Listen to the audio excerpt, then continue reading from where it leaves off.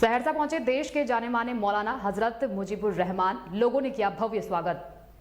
देश के जाने माने हजरत मौलाना मुजीबुर रहमान दिल्ली से सहरसा स्टेशन पहुंचे, जहां सहरसा पहुंचने के बाद स्थानीय लोग रहमतुल्लाह आलम मोहम्मद पप्पू के साथ समाज के कई गणमान्य व्यक्तियों ने उनका जमकर स्वागत किया।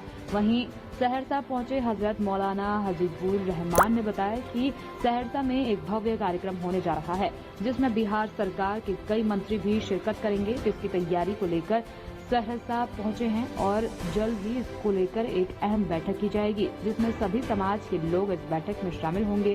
कार्यक्रम का मुख्य उद्देश्य होगा देश में आपसी भाईचारा कायम रहे। वहीं हजरत मौलाना मुजीबुर रहमान ने बताया कि बिहार के मुख्यमंत्री नीतीश कुमार ने सभी समाज के लिए अच्छा काम किया है और उनके काम से सभी समाज के लोग संतुष्ट हैं।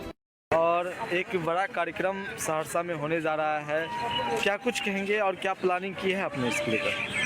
22 तारीख को बहुत सारे वज़रा यहाँ तशरीफ ला रहे हैं और इसमें कोई शक नहीं है कि बिहार के जो मुखिया हैं हमारे जनाब नीतीश कुमार जी, उनके शासन में बिहार काफ़ी तेज़ी से तरक्की किया है और हमारा इलाका भी बहुत तरक्की किया है।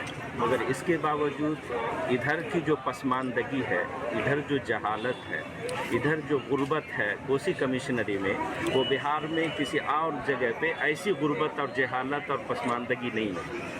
ये वज़रा तशरीफ़ ला रहे हैं, हम लोग सब मिलजुल करके उनसे रिक्वेस्ट करें, हम अपने समस्याओं को उनके सामने रखें ताकि हमारा समस्या मुकम्मल तौर पे हल हो सके और इस इलाके की जो पसमानदगी है, जो गुर्बत और जहालत है, वो पूरे तौर पर दूर हो सके। जिस तरह और इलाके में लोग खुश हैं, इस तरह इस इलाके के भी लोग खुशियाँ मनाएं। क्या कार्यक्रम होगी, कौन कौन से लोग शामिल होंगे आपके कार्यक्रम में? 22 तारीख को ये प्रोग्राम होगा। उससे पहले परसों जुमा के दिन हम लोग एक खुसूसी बैठक कर रहे हैं, जिसमें इस इलाके के जो भी दानिशवरान हैं उनको हम मदऊ करेंगे। कल हम उन लोगों को लेटर भेजेंगे, दावतनामा भेजेंगे, वो लोग यहाँ आएंगे, मशवरा करेंगे हम लोग उन लोगों के साथ के 22 तारीख के प्रोग्राम को किस तरह कामयाब किया जाए। मतलब बड़ा कार्यक्रम होने जा रहा है सर? बहुत बड़ा कोसी कमिश्नरी लेवल का वो प्रोग्राम होगा। हमारा 6-7 बीघा का वो मैदान है, उस मैदान को इंशाल्लाह भरना है।